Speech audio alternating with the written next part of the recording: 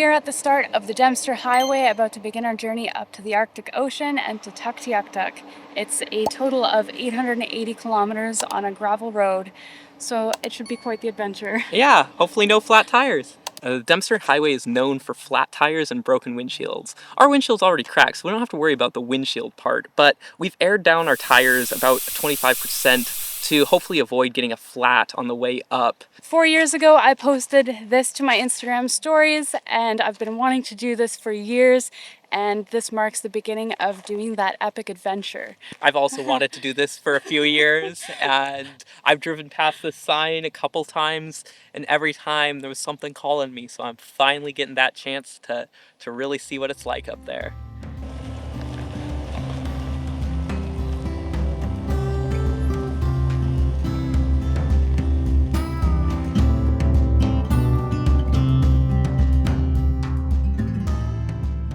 Every road trip needs a game, so I decided to create this Yukon road trip bingo, so you can check things off that you find along your adventure on the road. So here you can see we have a bunch of animals and a bunch of places to see in the Yukon.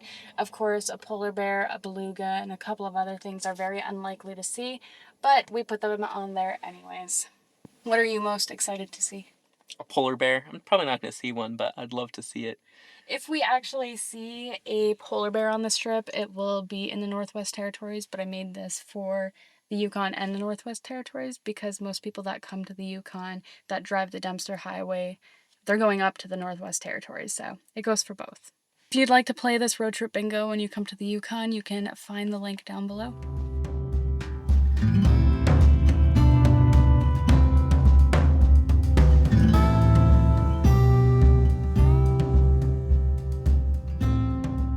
We just arrived at the Tombstone Territorial Park Visitor Center, so we're going to go inside and check what it's all about and look into getting some permits sometime in the next few weeks. For a trip up to the Arctic Ocean, we're just going to do a quick hike here in Tombstone, but on the way back down, and sometime later on this month we will definitely be doing some backpacking trips here if we can get some permits.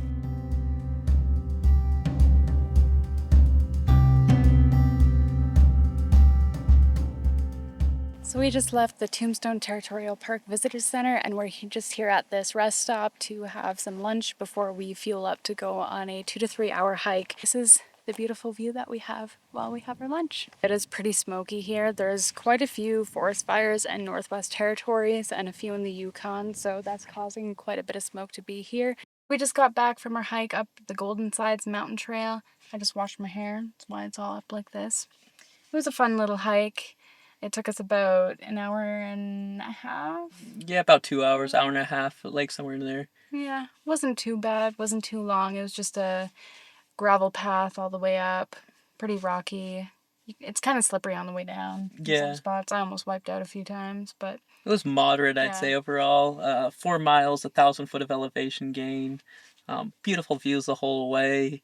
Saw some ptarmigans and some chicks and a few finches and flowers. It was quite nice. I'd give it 5 stars. Yeah, so if you're up this way, definitely make sure to stop at this trail and check it out. Now we're going to find a spot for the night and we're going to make some salmon for dinner. Yeah, can't wait. It's going to be delicious.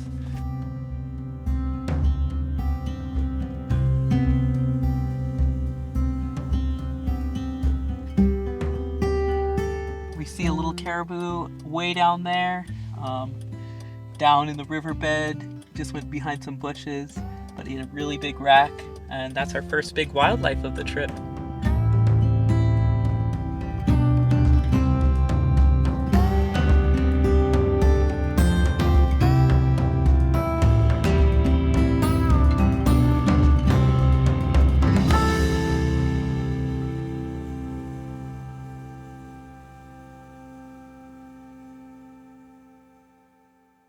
So we found our spot for the night. It's a pretty nice spot. We found it on iOverlander. Seemed like it was rated pretty well. We got some nice mountain views around us. And this is where we're going to stay for the night, and we're going to make some dinner now. We are cooking a salmon dinner. I've got the honey mustard sauce mixed up. Will's working on cutting the skin off the salmon. Got some salmon, some rice, Some beans cooking in the leftover sauce. It's like 11:30, so we're having a bit of a late supper, but we've decided we want to stay up a little bit later to get some of the better light along the highway. So this is a good start to that. We're just gonna watch a little bit of Friends and then head to bed at some point. See you tomorrow.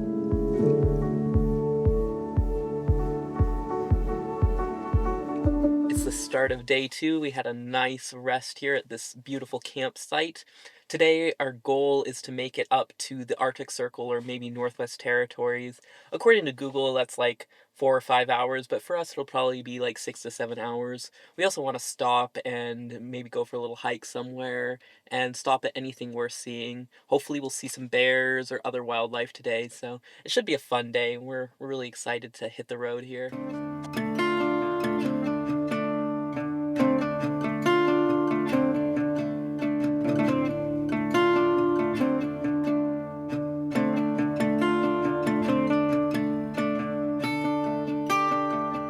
Mosquitoes found us. Yeah, the mosquitoes definitely found us.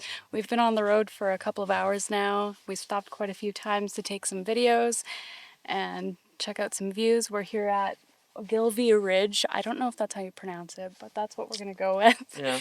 And we stopped here to check out this beautiful view. It's a like massive panoramic view of these mountains out here. So far the road hasn't been too bad. Honestly, I've been on a lot worse roads than this one. However, in the last maybe 30 kilometers, Since crossing the river, the Gilvey River. Yeah, it started to get a little bit worse, but still nothing in comparison to the roads we've been on in Utah. A Prius could do it. It's just going to be a bumpy ride. Yeah. About an hour and a half from Eagle Plains, according to the GPS, so probably 2 hours for us. Yeah. But it's really pretty. The road's been going along the ridge. Yeah, we're gonna make a stop there because I'd like to have a shower. My hair is getting pretty gross, and this morning I set off the alarm with my dry shampoo, so that was fun. Yeah. We're gonna continue on our way here because we're getting eaten alive by the mosquitoes. They haven't been too bad until today. They finally found us. We have another hot day here in the Yukon, around 30 degrees Celsius again, which is totally unexpected.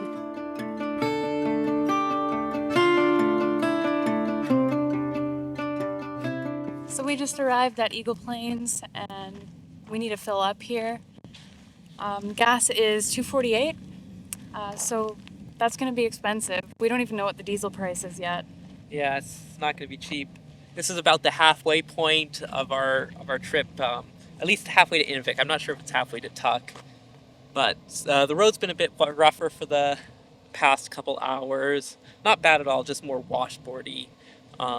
And I think we're about 30K from Arctic Circle. Yeah.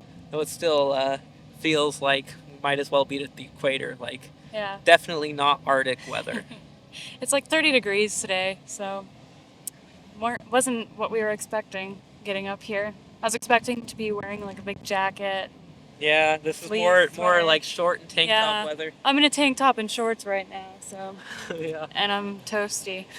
So the diesel price is $2.39 Per liter. per liter. So for comparison, right now down south, it's about like a good price is like $1.65 or something per liter. So, yeah, a lot more expensive to fill up the tank. It would probably be pushing $300 for a full fill up here, where it's around $100 normally.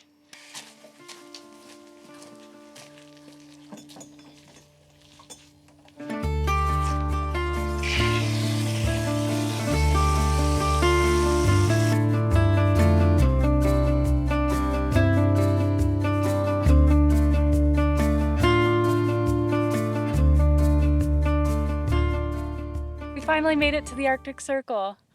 This is the furthest south point where there's 24 hours of sunlight on summer solstice, so the sun never sets at all. And then in the winter, it's 24 hours of darkness on winter solstice. And quite a bit more in winter. This is also the start of the actual Arctic, so things are going to get a little more tundra-like as we keep going north, and there's less and less communities, less and less people.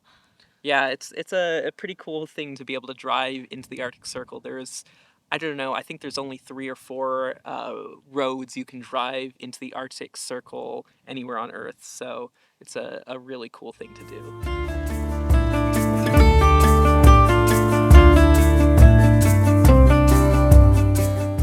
We just spotted our first grizzly, and he's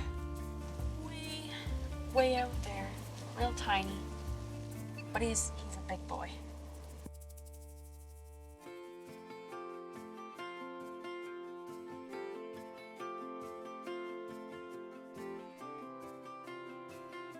Of course, we gotta check the grizzly off on our bingo.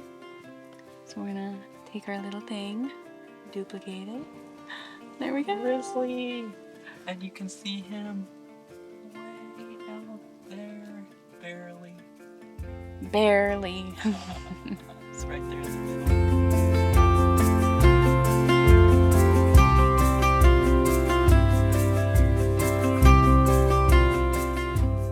We made it to the Northwest Territories. Hey!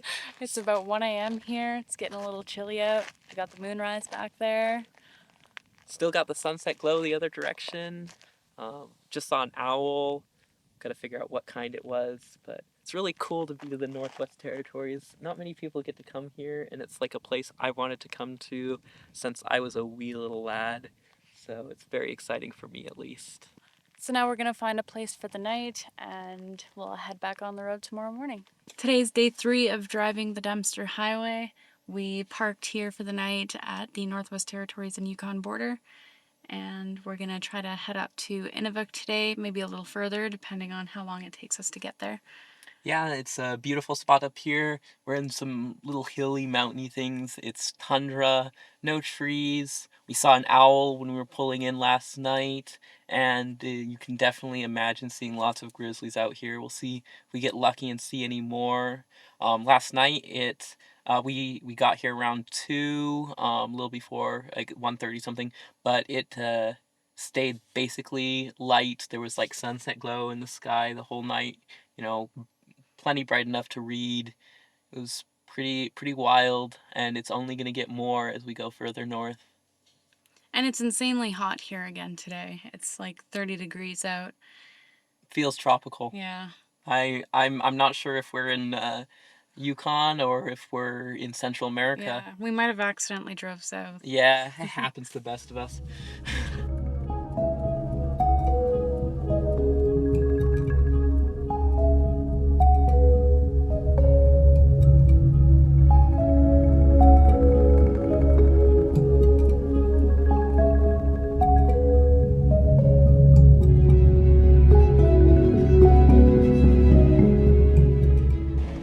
Arriving at the ferry crossing, our first ferry crossing. Yeah, across the Peely River. And it looks like there's no wait time for us to go. The guy's calling us over.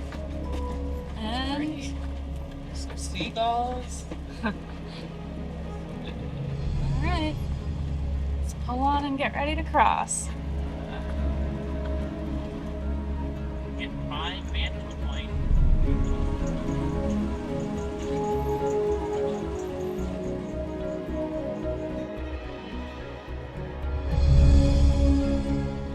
Just reaching land now. Pretty cool. And we're back on the road again.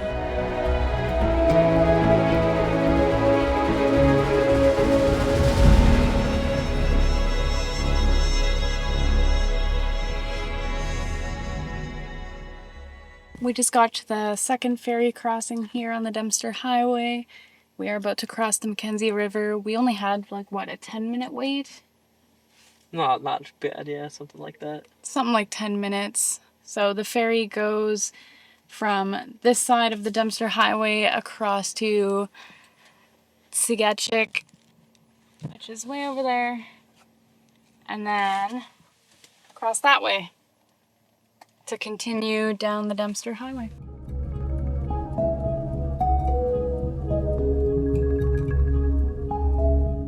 We are currently in the middle of the Mackenzie River, and it's not just any ordinary river. This is one of the biggest rivers in the world. It's got the longest river system in Canada. It's the second largest drainage basin of any river in North America, just behind the Mississippi.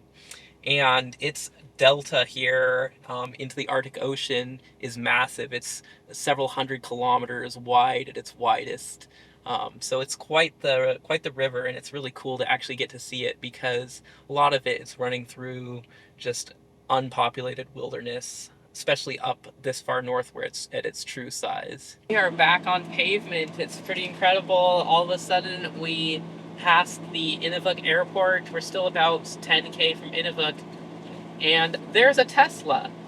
Imagine seeing that up here. Anyway, we're back on pavement, and it's like, we're on any normal city other than the frost heaves that honestly make the pavement a little bit more dangerous than the gravel. We had the roughest little bump back there. I was cruising along and didn't expect the big frost heave to come, and all of a sudden we're going bang. So watch out for the pavement on your way up, but it definitely does feel nice after a lot of hours of gravel.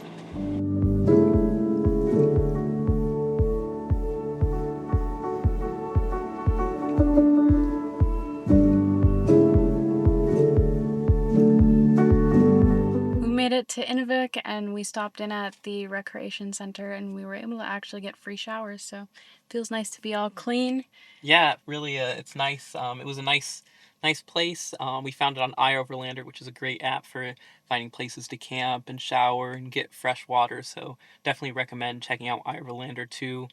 Inuvik is a really cool place, and we're gonna check it out more on the way back down. But it's the largest city in North America that's north of the Arctic Circle, and it actually has a lot of stuff. So it's pretty neat. Yeah, we're pretty eager to get up to the Arctic Ocean, especially since it's supposed to be hot out again tomorrow, and then the next day the temperature drops quite a bit. So we want to get up there while it's still warm. Yeah, so That way, yeah. our That way when we tropical jump swim. in, yeah, when we jump in, it's not going to be as cold once we get out. I'm still gonna die. I don't think he's going to do it. Oh, I'm doing it.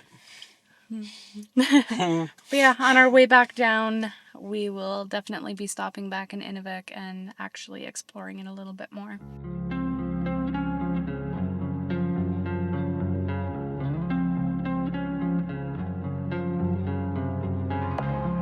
We just spotted 3 foxes. We were in the Arctic tundra, or we are in the Arctic tundra, so we were super excited thinking it was an Arctic fox. But they were, unfortunately, only red foxes. Still so cute, though. And there's 3 of them. And it's on the bingo. So now Will gets to check that off because he's the one that spotted it. Duplicate. Duplicate. Boom. Red fox. Cha-ching.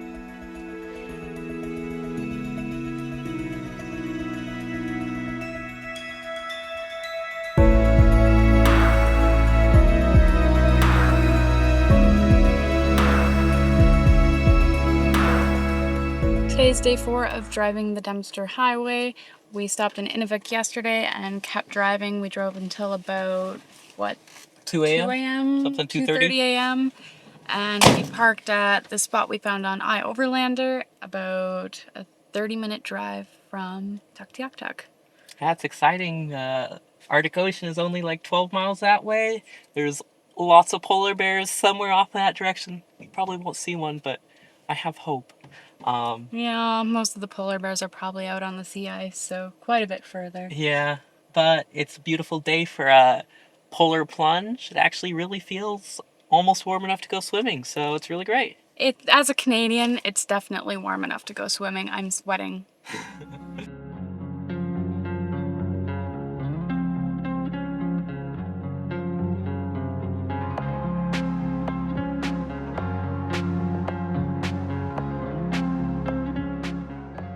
We finally made it to Tuktoyaktuk and we just spent the entire day exploring around here. Unfortunately, a lot of places were closed today. We're not sure why, including Grandma's Kitchen. We really wanted to stop by there and try some of the food. Oh well. It was still really fun though. We got to meet a bunch of the locals and they were so friendly. Like they went out of their way to say hi and ask us how we were enjoying town and if we needed any directions or anything. Like it felt like we were more welcomed here than anywhere we've been so far. It was really nice when we got here. It was hot and sunny, but pretty quickly a bit of a storm has rolled in and the temperature dropped like significantly. It went from short sleeve weather to coat and sweatpants type of weather.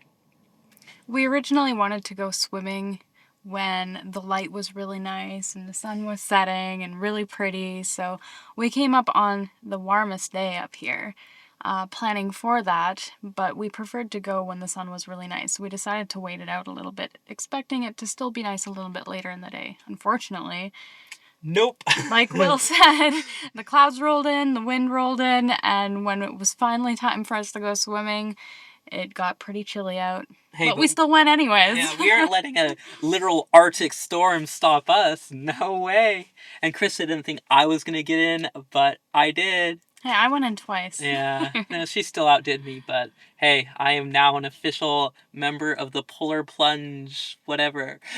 Like it's a club. While exploring around town, we checked out some of the sod houses and some of the history about the community.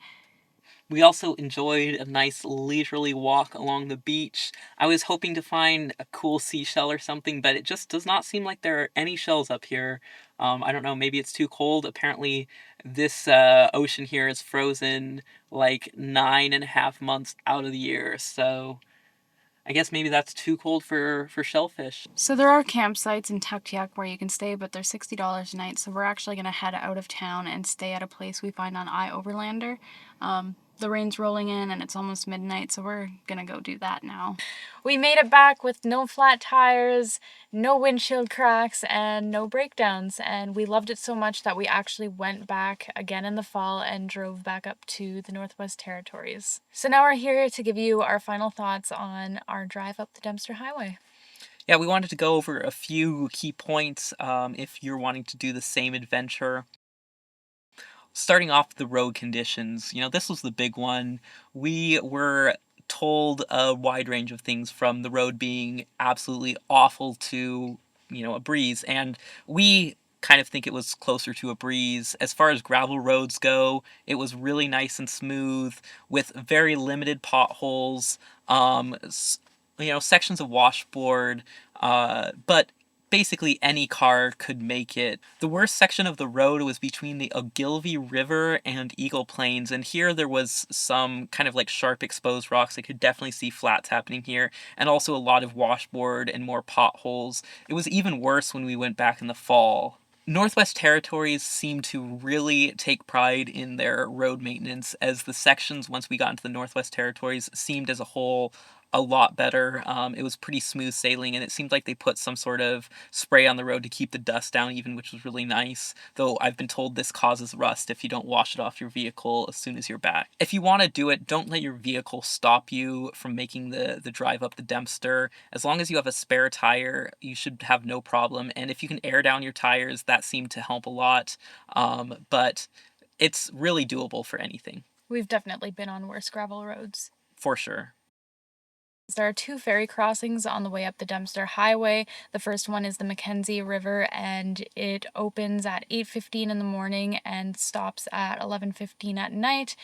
And it opens around May and usually closes in November, I believe early November. Yeah. And then the second ferry crossing is the Pile River, and that one runs from 9:15 a.m. to 12:15 a.m.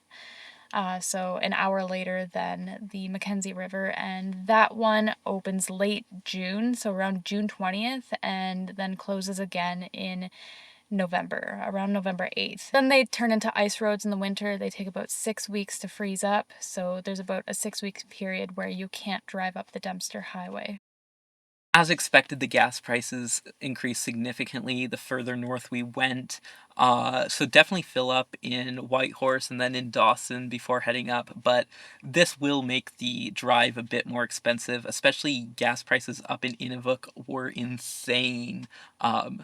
But it's doable in distance at least. So just make sure you're filling up gas at Eagle Plains on the way back, because it's quite a ways to the next gas station. But any car should be able to make it, and you shouldn't really have to bring like spare jerry cans or anything. I would definitely stock up on food in Whitehorse before you head up the Dempster Highway. Food is more expensive in Dawson City, and it only gets way more expensive as you go north. The food prices in Tuktoyaktuk were absolutely insane. We'll show you some pictures of the prices. We walked around the grocery store and it was absolutely insane. Look at these prices. It's crazy. Imagine paying this much for water. Speaking of water, you can fill up your water in Eagle Plains and in Inuvik, but Inuvik closes their water for the season early. So if you are going after September or in September, then you'll want to stock up on water in Eagle Plains or even before you head up the Dempster. As far as camping goes, there are so many amazing options all the way up the Dempster Highway. We use this wonderful app called iOverlander, and no, we're not sponsored, but we definitely recommend using it. It's got all sorts of things from showers to fresh water, and it shows you where on the map you can find it, and you don't even have to have internet to see. And so there's lots of great camping spots on iOverlander. The only area where it was harder to find camping was between Inuvik and Tuktoyaktuk. There was like 2 spots on Iverlander, and they're essentially just little pullouts. But there's so many options. You're not gonna have any problem finding a place to sleep for the night. There's 0 cell service on the way up to Tuktoyaktuk, except for in Inuvik there's a little bit of service, and you'll get service for about 15 minutes at each ferry crossing. But that's about it. Starlink's a great option if you have one. We used ours basically every day. If not, then you'll have no service for quite some time. This is one of the best drives if you want to see wildlife. We saw grizzlies both times, and we saw caribou and lots of Arctic wildlife such as Arctic terns and red-throated loons. It's really a great drive to see wildlife, but what we found is the best time to see them is near sunrise or sunset. So consider driving around those times if you want to see the wildlife, and keep your eyes peeled because you don't want to hit any. But we found that the section right between the Northwest Territories border and the Arctic Circle sign to be probably the best for wildlife. That's where we saw a grizzly each time. We saw some caribou there and some cool birds and stuff. So keep your eyes peeled in that section. Tuk is famous for the Pingo National Monument. We were hoping to explore it and climb it, but you need watercraft to get to the trail. Unfortunately, we ended up with slushy rain and it was really windy, so we didn't get the chance to go. Tombstone is one of the highlights of the whole drive. Many people just drive up to Tombstone, which is something that's totally doable. It's only about an hour and a half from the turnoff, so it's not that far, but it is a place you don't want to miss. There's so many great hiking trails, but they are very difficult. We found this out the hard way. Tombstone has some of the most beautiful landscapes in North America, so we were so excited to do this 4-night backpacking trip to Grizzly Lake, Divide Lake, and Tellis Lake. And unfortunately, we saw the all trails distance and elevation gain, and we're like, no problem. This hike was no joke. We had been staying up late to get sunset and sunrise so we could see more wildlife. So we didn't start until like 7 p.m. We ended up hiking in the dark. It was raining, and we way overpacked our bags with all sorts of camera gear and stuff. And we ended up deciding to turn back. We just were not ready for the difficulty level. It's a lot of the hike is over boulder fields, which requires balance, and it just makes the distance and elevation gain not a great gauge of the difficulty at all. So we're definitely going to go back and try to do this backpacking trip again at some point, but we underestimated it and it bit us.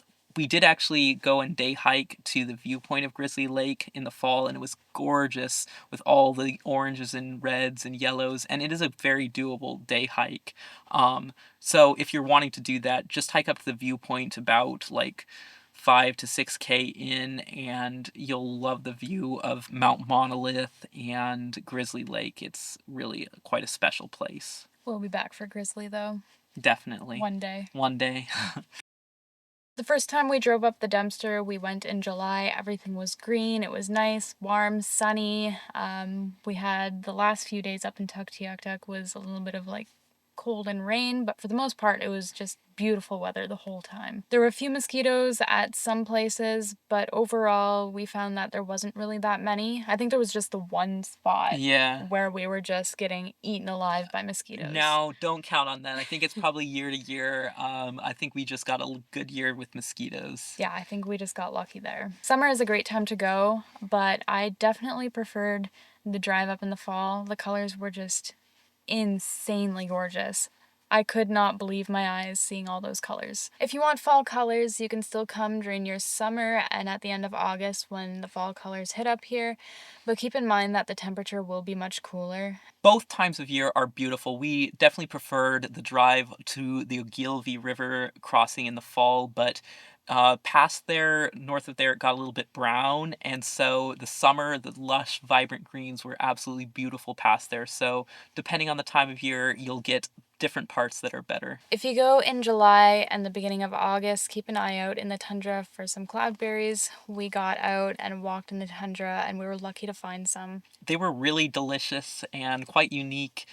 They're actually known as the most valuable fruit on earth. So it's kind of cool that you can find them just growing wild right along the highway. We actually posted a video about this, so if you want to watch the full video, you can check that out here. Another factor to consider when deciding the time of year is the midnight sun. If you go from May to mid-August, you're going to have almost 24 hours of daylight way up north.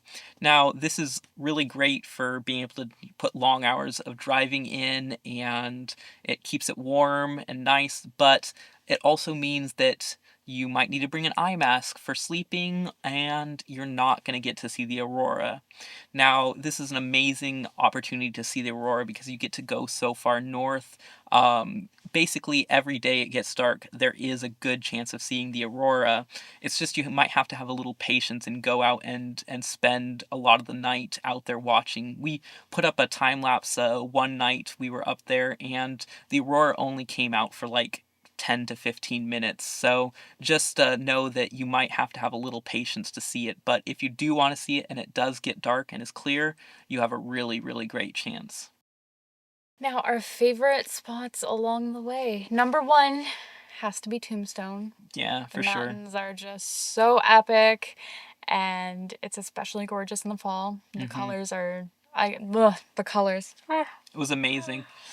I've never seen fall colors like that, and I am from Quebec. And if you've ever been to Quebec in the fall, you know how insane the colors are on the trees. But this was just a different type of fall from Quebec and the East Coast.